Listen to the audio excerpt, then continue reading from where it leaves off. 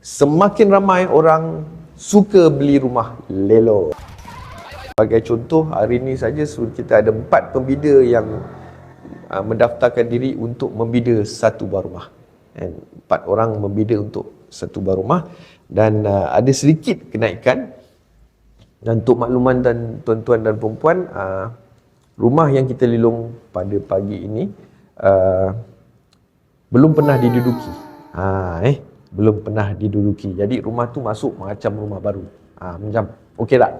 Itulah dia sebabnya yang kita nak katakan bermacam-macam pilihan yang ada di dalam rumah platform rumah lelong ni.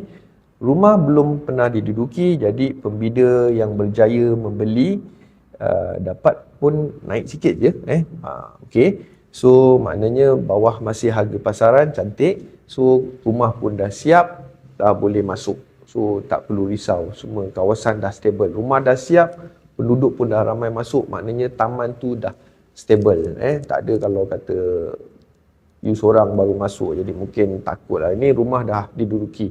Cuma rumah yang kita lelong ni tak pernah diduduki. Jadi ini antara faktor-faktor yang semakin ramai orang suka beli rumah lelong. Okey, itu dia yang saya nak kongsikan antara sebab-sebabnya. Cumanya hari ni ada 4 orang pembida, kita kena beat lah. Jadi nampaknya harga naik sikit saja, bagus. Maknanya pembida ni semuanya membida secara berhemah.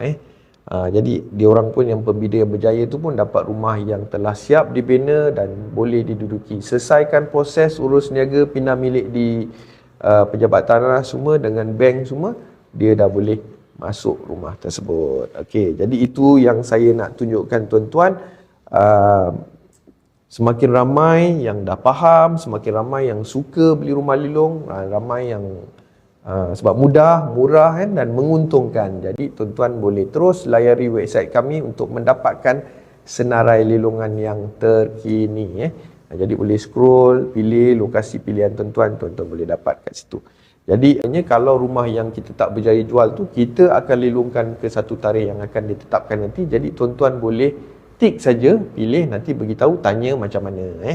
Jadi saya nak kongsikan juga, tuan-tuan, ingat tuan-tuan, sekarang ni semakin ramai orang suka beli rumah lelong. Bagaimana dengan tuan-tuan dan puan-puan? Okey, sampai kita jumpa lagi untuk sesi yang akan datang.